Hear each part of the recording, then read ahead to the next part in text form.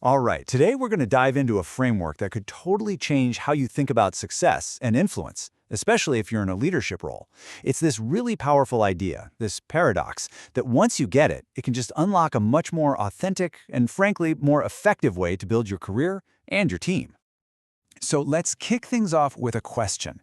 It's something that, a lot of us really struggle with, especially if you're an ambitious product leader. Of course, we all want our work to be seen, to be valued, right? But what if? What if chasing that validation is the very thing that's holding you back?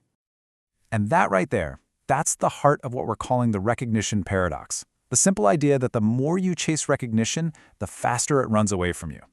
Getting this is really the first step toward a completely different kind of leadership, the kind that commands respect instead of just asking for it. Okay, so what is really going on here? Well, the core idea is pretty simple, but it's powerful. Genuine, lasting recognition, it's not something you can just go out and hunt down. Nope, it's something else entirely. It's more like a byproduct, something you earn when you're focused on the right things. I mean, think about it for a second. When you see someone who is just desperately trying to get credit for everything they do, what's your gut reaction? It kind of signals insecurity, right? A bit of neediness. But then you see that other person, the one who's just quietly focused, head down, delivering amazing value and solving the really tough problems. The respect, the recognition, it just happens. It naturally flows their way. All right, let's unpack this a bit more. There's this great framework called the motivation spectrum that really helps. It breaks down 3 key mindsets that you see all the time in the workplace, and honestly, it's a total game changer for understanding your team's dynamics.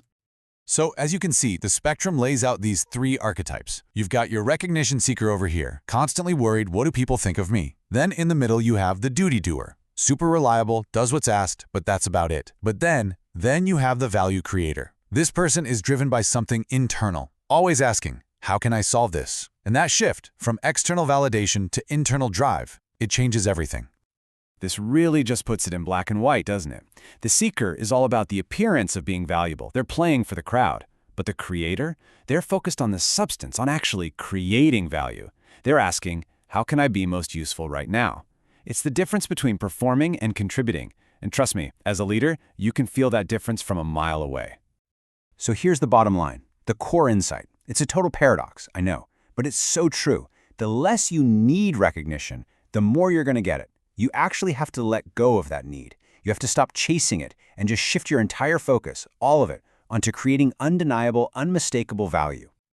Okay, that's the theory. But let's see how this plays out in the real world. Because there's this fantastic example that just perfectly captures what it means to be a value creator. We're going to talk about Linus Torvalds, the guy who created Linux. Back in the early 90s, he kicked off this little side project. Now, he wasn't looking for a promotion or trying to become famous, not at all. He was just obsessed with a problem and was driven by that pure, internal joy of trying to solve it. And check out this quote from him back then. He posted his work online, but not to get a pat on the back. He did it to ask for help. There's zero ego here, no trying to look important. It's just all about the work, with this wide-open invitation for other smart people to jump in and help build something cool. And just look at his behaviors here. I mean, this is a masterclass in being intrinsically motivated. He was relentless about the code, not the credit. He was obsessed with quality, absolutely ruthless about standards. And this part is so important. He was the first to praise others who did great work. That, right there, is what secure, value-driven leadership looks like in action. And the result of all that? Because he was so laser-focused on creating value, the world ended up giving him a level of recognition and respect that, let's be honest, most people can only dream of. He never asked for it, he commanded it. It came to him as a direct result of his contribution. Okay, so how do you actually apply this stuff? This is where we get super practical. We're going to break it down into a playbook you can use, starting with you, and then how to apply it to your entire team. All right, here are 5 ways to become a value creator yourself. First, change how you keep score. Focus on stuff you can control, like your effort and the quality of your work. Always be asking, how can I be most useful here? Not, how can I get credit?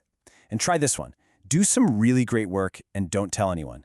Just let it be its own reward. It's incredibly powerful. But here's the thing. As a leader, your most important job, the real leverage you have, is to build a whole culture of value creators. Shifting your own mindset is a great start. But changing the whole team's culture, that's how you build something truly exceptional. So how do we do that? This is absolutely crucial. As a leader, your job is to get really good at spotting actual impact, not just who's the most visible or the loudest.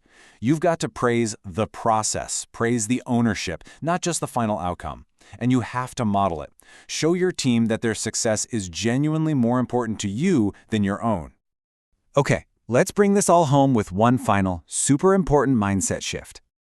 I love this quote. Seek not to be seen, but to see what needs to be done.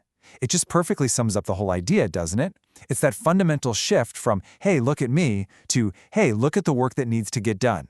It's about turning the spotlight away from yourself and onto the real problem, the customer, the product. So, I want to leave you with a question to chew on. As a leader, who are you rewarding? Are you rewarding your squeaky wheels, the people who are great at talking about their work? Or are you rewarding your quiet engines, the people who are quietly, consistently delivering massive value? Seriously, take a hard look, because your answer to that question tells you everything you need to know about the culture you are actually building.